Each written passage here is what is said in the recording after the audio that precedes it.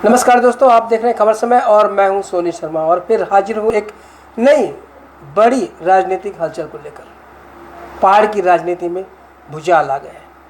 कहें तो पहाड़ की राजनीति एक बार फिर गर्माती नजर आ रही है, लेकिन इस बार विषय है कि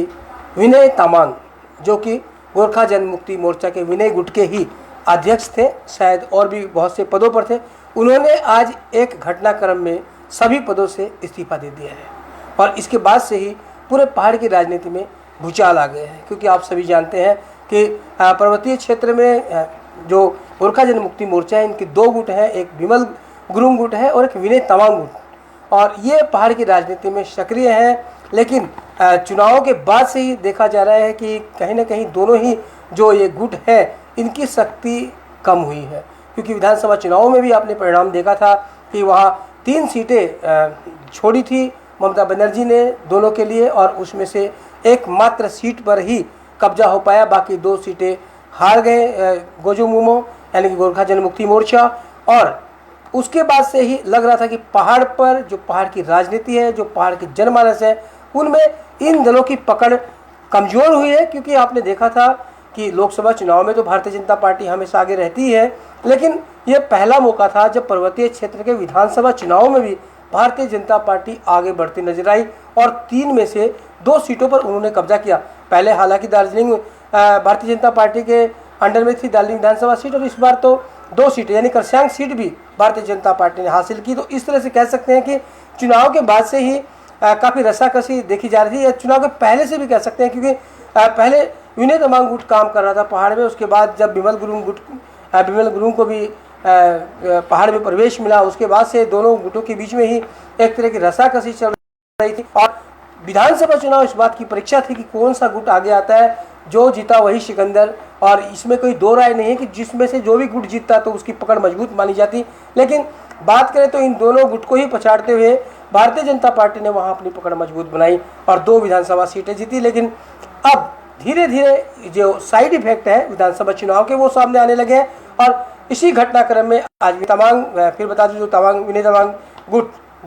गोरखा जनमुक्ति मोर्चा के अध्यक्ष थे, उन्होंने आज सभी पदों से इस्तीफा दे दिया है। क्यों इस्तीफा दिया, इसकी वजह उन्होंने अभी नहीं बताई है कि इस्तीफे की वजह क्या है। लेकिन हो सकता है, पहाड़ में आप जानते हैं जो विनय तामांग है वो पूर्व चेयरमैन भी हैं GTA के, और साथ ही अभी वर्तमान में उन्हीं के गुट के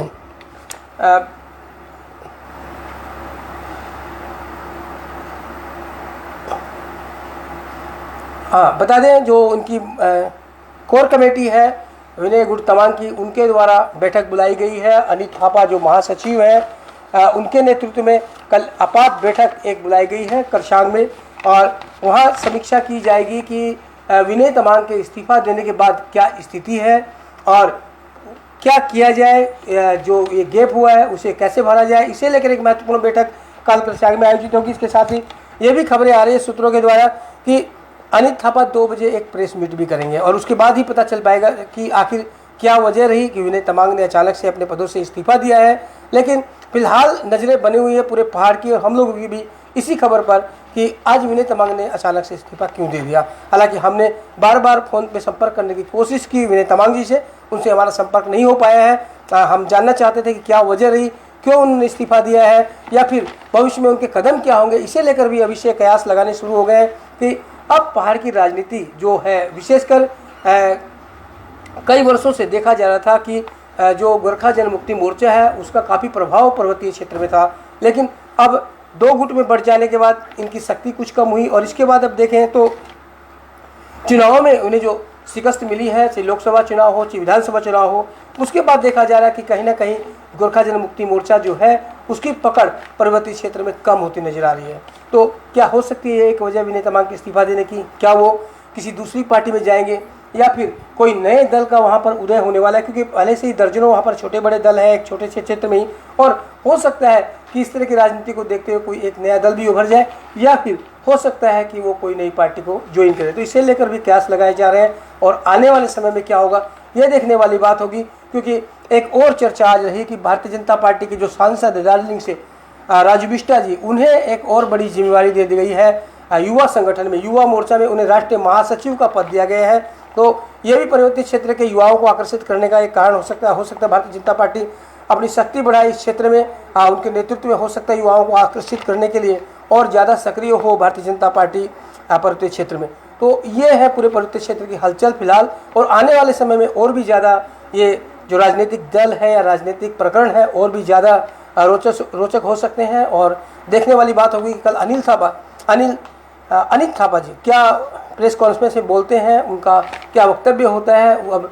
जो अगला कदम है वो क्या होगा विनय गुट का, क्योंकि विनय तवांग गुट के नाम से ही ये गुट जाना जाता था, और जब उन्होंने इस्तीफा दे दिया है तो क्या इस पर विनय गुट पर विराम लग जाएगा या फिर कोई नया नाम दिया जाएगा। तो इसी स्थिति पर नज़र बनी हुई है हमारी, और कल 2 बजे भी हम कोशिश करेंगे कि पूरी जानकारी आप तक पहुँचाए। तब तक आप बंद रहे खबर समय पर और देखते रहे खबर समय, हर समय खबर समय। धन्यवाद।